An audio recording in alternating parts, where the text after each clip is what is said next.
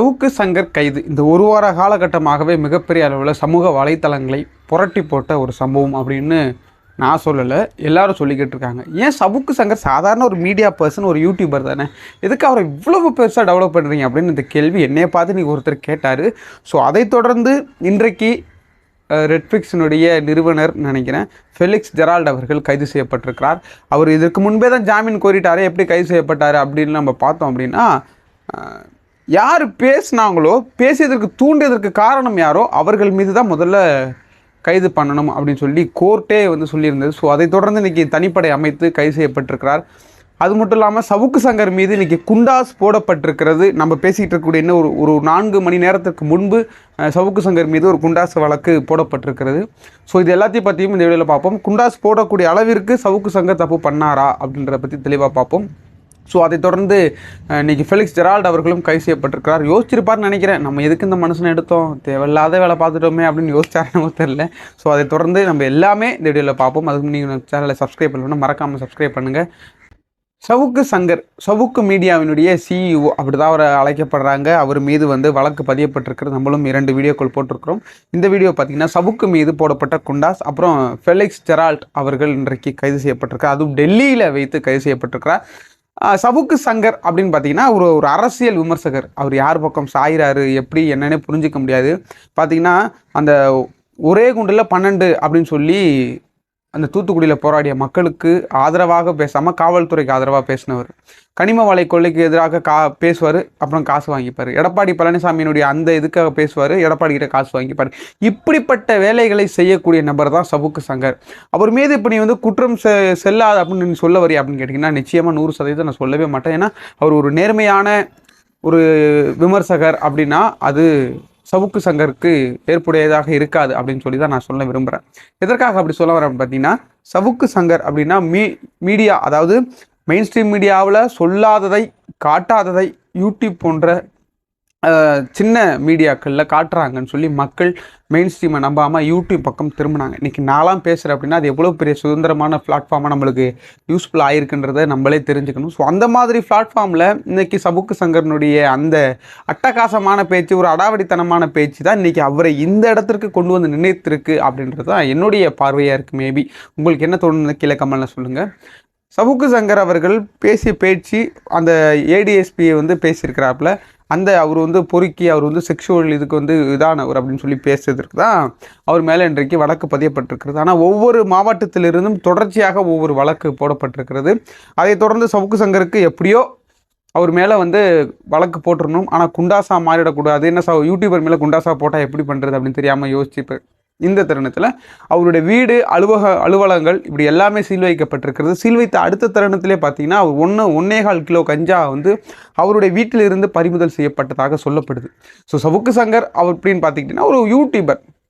அதை தாண்டி ஒருத்தரை பற்றி பேசினாருன்னா அவர்கிட்ட பணம் வாங்கிட்டு எலக்ட்ரல் பாண்டு மாதிரி தான். இப்போ முதல்ல இடி அனுப்புவாங்க, இடி அனுப்பிட்டு அவங்க ரொம்ப இதாக பண்ணுறாங்கன்னா உடனே பணம் 100 கோடி ரூபா, 113 கோடி ரூபா, 150 கோடி ரூபா செட்டில் பண்ணாங்கன்னா இடி அவங்களை எந்த டிஸ்டர்பும் பண்ணாது, அவங்க மேலே வழக்கம் இல்லை. அதே போல் தான் சவுக்கு சங்கர் இப்போ என்னை விமர்சிக்கிறார் அப்படின்னா நான் பணம் கொடுக்குறேன் அப்படின்னா அப்படியே அந்த விமர்சனம் ஸ்டாப் ஆகிடும். ஸோ அந்த மாதிரியான ஒரு நபர் சவுக்கு சங்கர். சவுக்கு சங்கருக்காக இந்த மாதிரி ஒரு நபர் சொல்லிட்டு அப்புறம் எதுக்கு வரிந்து கட்டி கொண்டு அவருக்காக இப்படி பேசுகிறீங்க அப்படின்னு பார்த்தீங்கன்னா, பேர்பட்ட ஒரு நபர் ஊடக மத்தியில் இருக்கிறாரு. அண்ணன் சாட்டை துரைமுருகன் அவருடைய வீடியோவும் பார்த்தேன். அவர் என்ன சொல்கிறார், தன் மேலே உள்ள கோவத்தை நான் கைதானத்துக்கு இவர் தான் முக்கிய காரணம்ன்ற மாதிரிலாம் பேசுகிறார். அது வேறு விஷயம், அது அவர்களுடைய பர்சனல். இருந்தாலும் சவுக்கு சங்கர் அப்படின்ற ஒரு நபர் பார்த்திங்கன்னா எல்லாமே தனக்கு தெரிஞ்ச மாதிரி பேசியதுனால தான் இன்றைக்கி வந்த விளைவு சவுக்கு சங்கருக்கு. ஸோ சவுக்கு சங்கர் அப்படின்னு சொல்லும்போது பார்த்திங்கன்னா அவர் இன்றைக்கி கஞ்சா வைத்து சிக்கக்கூடிய ஒரு நபராக மாறி இருக்கிறார். இன்னொரு கேள்வி என்ன எழும்புது அப்படின்னா, 400 கிராம் கஞ்சாவோடு தான் சிக்கிறாங்க காரில். ஆனால் அதே சமயம் 1.25 கிலோ கஞ்சா வீட்டில் இருந்திருக்கிறது. 1.25 கிலோ கஞ்சா எதற்காக அவர் வாங்கியிருப்பார்? ஒன்று வியாபாரம் பண்ணுறதுக்கா, இல்லை கஞ்சா குடிக்கிறதுக்கு அப்படின்ற கேள்வியும் எழும்புது. ஸோ இதெல்லாம் அரசு தரப்புலேருந்து, அதாவது காவல்துறை தரப்புலேருந்து எந்த ஒரு பதிலும் வெளியே வரல அப்படின்ற மாதிரி நான் நினைக்கிறேன். ஸோ இது எல்லாத்துக்குமே அவருடைய பேச்சு தான் காரணமா அப்படின்னு பார்த்தீங்கன்னா, முழுக்க அவருடைய பேச்சும் அவருடைய செயலும். ஒரு பெண் காவலரை இவ்வளவு அவதூறாக பேசுவதற்கு எப்படி உங்களுக்கு ரைட்ஸ் இருக்குது அப்படின்றது தெரியலை. ஸோ ஆனால் அவர் பேசினார் அப்படின்றதுக்கு எதிர்த்தாப்புல உள்ள ஆங்கர் என்ன பண்ணியிருக்கணும், இப்படி பேசாதீங்க, இது பொதுவெளி, நம்ம பேசக்கூடாது அப்படின்னு சொல்லியிருக்கணும். இடையில அந்த கஸ்தூரின்னு சொல்லிட்டு ஒரு ஒரு பெண் வந்து சாதி ரீதியாக ரொம்ப அவதூறாக பேசினாங்க. ஆனால் எதிர்த்தரப்பில் இருக்கக்கூடிய ஆங்கர் என்ன சொன்னார், மேம் இது வந்து பொதுவெளி, இப்படி பேசக்கூடாது, இப்படி பேசாதீங்க, இப்படி பேசாதீங்கன்னு சொல்லி நிறுத்தினார். ஆனால் அதே போல் ஃபெலிக்ஸ் ஜெரால்டு அவர்கள் நிறுத்தினாரா அப்படின்னு பார்த்தீங்கன்னா இல்லை. அவர் தூண்டுறதற்கு அவர் பேசுவதற்கு காரணமாக ஃபெலிக்ஸ் ஜெரால்டு அவர்கள் கோர்ட்டு அவரே இது பண்ணுது. ஏன் அப்படின்னா யூடியூபை அடக்குவதற்கு இதுதான் ஒரு தக்க நேரம் சொல்லியிருக்கிறாங்க. இதற்காக நீதிபதிகள் இந்த அளவுக்கு பேசுகிறாங்க அப்படின்னு பார்த்தீங்கன்னா, ஃபெலிக்ஸ் ஜெரால்டு அவர்கள் ஒரு கேள்வியை கேட்குறாரு, தூண்டுதல், அதாவது ஒருத்தர் மீது அவதூறு பேசுவதற்கு தூண்டுதல் என்பது ஒரு சட்டப்படி குற்றம் அப்படின்ற மாதிரிலாம் சொல்லப்படுது. அந்த குற்றத்தின் பதியாக தான் முதல்ல பேசியது தூண்டுவதற்கு காரணம் ஃபெலிக்ஸ் ஜெரால்டு. அவர் மேலே தான் முதல்ல ஏவன் அக்யூஸ்டாக போடணும்னு சொல்லி போட்டிருக்கிறாங்க. ஆனால் அவர் அதற்கு முன்பே நீதிமன்றத்தில் ஒரு முன் ஜாமீன் கோரி மனுவை அளித்திருக்கிறார். ஆனால் அந்த மனு ஏற்புடையதாக இல்லை அப்படின்ற மாதிரி சொல்லப்படுது. அதற்குறித்து தனிப்படை ஸ்பெஷல் டீம் வந்து நேற்றைக்கு இரவு டெல்லி சென்று டெல்லியில் பத்திரிகையாளர் சங்கத்தை சந்தித்து இந்த மாதிரி மனு கொடுப்பதற்கு போன ஃபெலிக்ஸ் ஜெரால்டு அவர்களை டெல்லியில் வைத்து தமிழ்நாடு காவல்துறை கைது செய்யப்பட்டிருக்கிறார். ஃபெலிக்ஸ் ஜெரால்டு அவர்கள் நண்பர் குண்டாஸில், ஃபெலிக்ஸ் ஜெரால்டு கைதில்.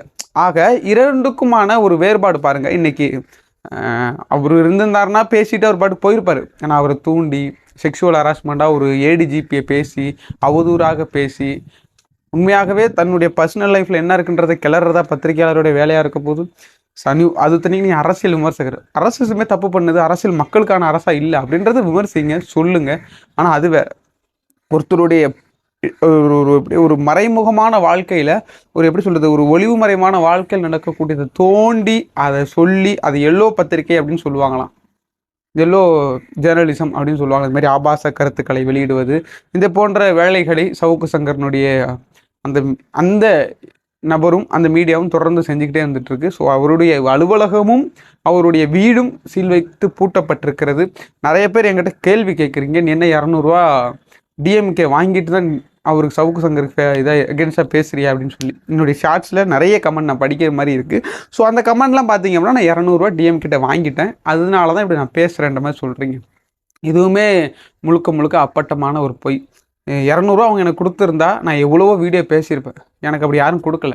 நான் உள்ளபடி உங்ககிட்ட எடுத்துரைக்கணும் அப்படின்றது முயற்சி தானே தவிர, நான் அவங்ககிட்ட காசு வாங்கிட்டேன், இவங்ககிட்ட காசு வாங்கிட்டேன், சவுக்கு செஞ்சது நியாயம் தானே. அப்போ வந்து பிஜேபியில் இருக்கிறவங்க, திமுகவில் இருக்கிறவங்க பெண்களை குறித்து அவ்வளோ இழிவாக பேசுகிறாங்களே.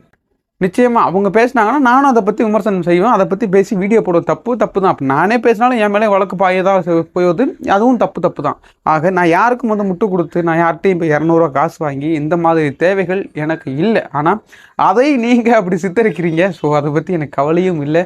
ஸோ உங்களுடைய கருத்து நீங்கள் அதை தெரிவிக்கிறீங்க, அது இங்கே வரவேற்கப்படுகிறது. ஸோ எனிவே ஃபெலிக்ஸ் ஜெரால்டு அவர்களும் கைது செய்யப்பட்டிருக்கிறார். சவுக்கு மீது குண்டாஸ் போடப்பட்டிருக்கிறது. ஏறக்குறைய 8 மாத காலம் வரைக்கும் அவர் உள்ளே இருந்தால் தான் அடுத்து வந்து பெயிலே அப்ளை பண்ண முடியும் அப்படின்ற மாதிரிலாம் சொல்லப்படுது. ஸோ ஆல்ரெடி சவுக்கை எந்த அளவுக்கு சிவுக்காக்க முடியுமோ அந்த அளவுக்கு ஆக்கிட்டாங்க. ஸோ குண்டாஸ் வேறு, அவருடைய மனநிலை என்னன்றது நம்மளால் ரொம்பவே புரிஞ்சிக்க முடியலை. ஸோ பார்க்கலாம் வரக்கூடிய நாட்கள் என்ன நடக்க போகுது. எடப்பாடி எவ்வளவோ கதறாரு சவுக்குக்காக, ஆனால் எந்த ஒரு நடவடிக்கையும் எடுக்கப்படலை. மேபி ஃப்யூச்சரில் என்ன நடக்குது அப்படின்றத நம்ம பொறுத்திருந்து பார்ப்போம். உங்களுக்கு என்னங்க தோணுது? வீடியோ எடுத்ததற்காக, கேள்வி கேட்டதற்காக இன்னைக்கு ஃபெலிக்ஸ் ஜெரால்டு அவர்கள் மேலேயும் இன்னைக்கு வழக்கு போடப்பட்டிருக்கிறது, சவுக்கு மேலே குண்டாஸ் போடப்பட்டிருக்கிறது. உங்களுக்கு என்ன தோணுது அப்படின்றத நீங்கள் கீழே கமெண்ட்டில் சொல்லுங்கள். மற்றொரு நிகழ்ச்சியில் உங்களோடு வந்து நான் பகிர்ந்துக்கிறேன். அதுவரையும் உங்களிடமிருந்து விடைபெறுவது உங்கள் ஜோஷ்வா. நன்றி, வணக்கம்.